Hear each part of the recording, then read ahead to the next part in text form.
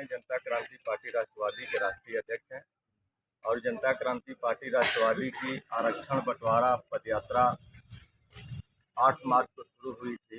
खटवा इनार से रतवा नगरा सिकंदर को होते हुए आज चौथे दिन 11 मार्च को डीएम कार्यालय तक पहुंची है। जनता क्रांति पार्टी राष्ट्रवादी की मांग आरक्षण को लेकर के है।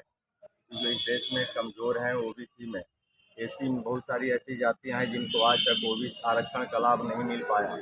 माननीय सर्वोच्च न्यायालय ने कहा था कि आरक्षण का बंटवारा होना चाहिए। माननीय उच्च न्यायालय इलाहाबाद ने भी कहा था कि आरक्षण का बंटवारा होना चाहिए। और भारतीय जनता पार्टी की सरकार में बना जीरोहणी आयोग और सामाजिक न्याय समिति ने भी कहा था कि आरक्षण का बंटवारा होना चाहिए।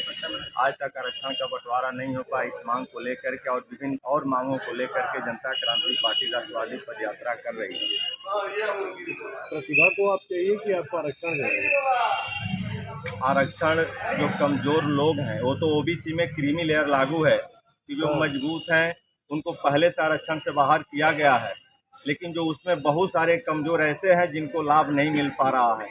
तो प्रतिभा की यदि बात होती, नरेंद्र मोदी जी को प्रतिभा की चिंता रहती तो ईडब्ल्यूएस नहीं लाते। ईडब्ल्यूएस नहीं लाना चाहिए, उनको प्रतिभा की खोज करनी चाहिए। लेकिन प्रतिभा की खोज कैसे करेंगे? आज भी बहुत सारे बच्चे गरीब किसान मजदूर हैं, वो पैसे के अभाव में पढ़ नहीं पाते हैं। मेरा सवाल ये था कि ईडब्ल्यूएस ऑलरेडी है, लागू है, महाविद्यालय में चल भी रहा है, इसके बावजूद अलग का आरक्षण क्या है? वो ईडब्ल्यूएस की ओबीसी में जो सुप्रीम कोर्ट ने कहा है, सुप्रीम कोर्ट ने 1 अगस्त 2024 को कहा, सुझाव दिया कि आरक्षण का बंटवारा होना चाहिए। जैसे कई तालाब में बड़ी मछली और छोटी मछली रहती है, तो बड़ी मछली छोटी मछली को खा जाती है, उसी प्रकार आरक्षण में भी जो मजबूत लोग हैं वो आरक्षण को अकेले ले रहे हैं, कमज़ोर लोगों को नहीं मिल पा रहा है। और क्या मांग है आपकी? और मांग है, जैसे नरेंद्र मोदी जी ने कहा, भारतीय जनता पार्टी की सरकार ने कहा कि 1 नेशन 1 इलेक्शन, उसी तरह से 1 नेशन 1 एजुकेशन क्यों नहीं? हमारे प्राइमरी में पढ़ने वाले बच्चों को दूसरी किताब पढ़ाई जाती है, जो प्राइवेट विद्यालय हैं उसमें दूसरी किताब पढ़ाई जाती हैं। आखिर इस तरह का अंतर पैदा क्यों है?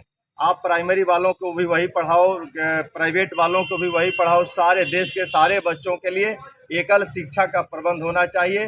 भाषा अलग हो, जैसे बिहार कोई पंजाब में पंजाबी में पढ़े, यूपी में हिंदी में पढ़ेगा, बंगाल में बंगाली में पढ़ेगा, महाराष्ट्र में मराठी में पढ़े, लेकिन सारे जगहों पे किताब एक ही होनी चाहिए राष्ट्रीय स्तर पे, जिससे जो गरीब किसान मजदूर के बच्चे प्राइमरी विद्यालय में पढ़ते हैं वो भी वो प्राइवेट वालों का पढ़ लिख करके मुकाबला कर सके। तो नरेंद्र मोदी जी को 1 नेशन 1 इलेक्शन के तहत इसको भी उसमें लाना चाहिए कि 1 नेशन 1 एजुकेशन भी होना चाहिए भारत में।